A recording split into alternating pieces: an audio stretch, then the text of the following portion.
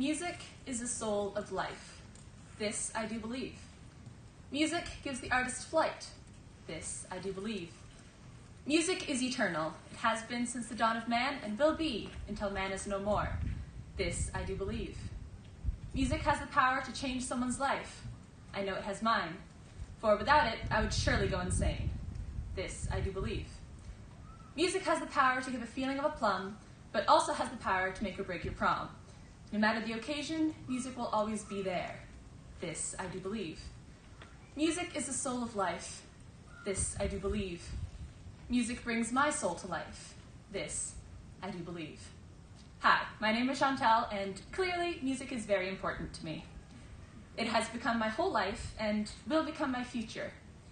This fall, I will be attending Brandon University for the bachelor degree in voice. If you would have told me even a year ago that I would be one of the 10 people accepted to Brandon for voice, I would have laughed. Honestly, I still sometimes don't think that it's real. My journey with music, and especially voice, has been relatively short. Most musicians my age have been taking music lessons their whole lives, have been doing competitions since they were 6, and have a never-ending repertoire of pieces that they know. I, however, have been taking classical voice lessons for less than a year, have never competed, and have a repertoire of about 30 pieces on a good day. But I still got into Brandon. This just goes to show that it is not the time that determines the musician, it's the effort. Now, I'm not saying that people who try really hard for a day are going to be better musicians than people who have been studying their instrument for 70 years. That would be insane. What I am saying is that just because someone has many more years on you in terms of training doesn't automatically mean that you couldn't catch up with them by putting in effort. At the beginning of my lessons, I was about a grade 6 Royal Conservatory of Music level in both voice and theory, which is pretty good, but not nearly good enough to get into university. I knew that I wanted to do music next year, and so I went in determined to do whatever it took. I am now taking my grade 8 Royal Conservatory exam in August in both voice and theory. It was not an easy path to take. I was practicing every day for at least an hour in each subject on top of all my schoolwork, and was taking lessons every week, but it was worth it to get to the place that I am now. Now, enough about the past. Let's look towards the future. I am going to be a world-famous opera singer. If you don't believe me now, just wait 15 years and then see where I'm at. See, I am determined. I was determined to go to university for music, and I succeeded.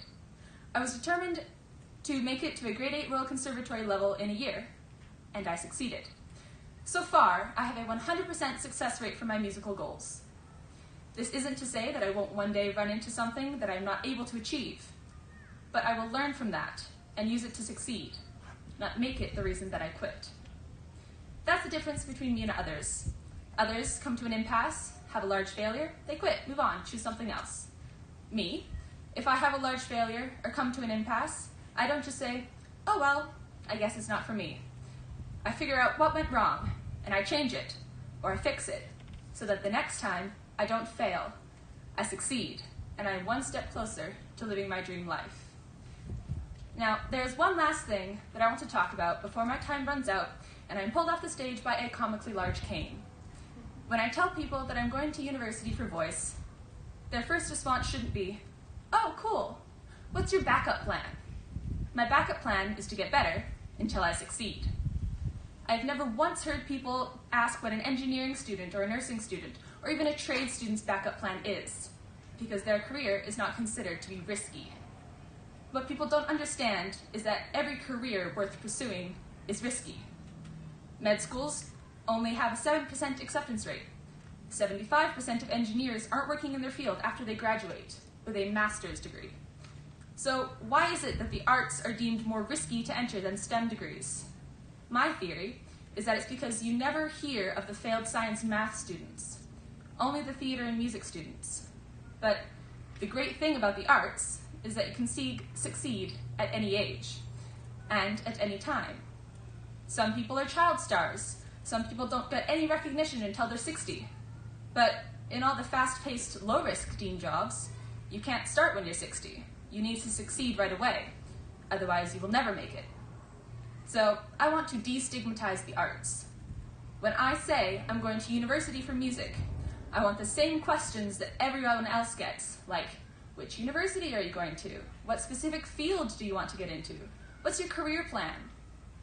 My name is Chantel Bennett. I am attending Brandon University for voice. I work hard, I will be a famous opera singer, and I don't need a backup plan. Thank you.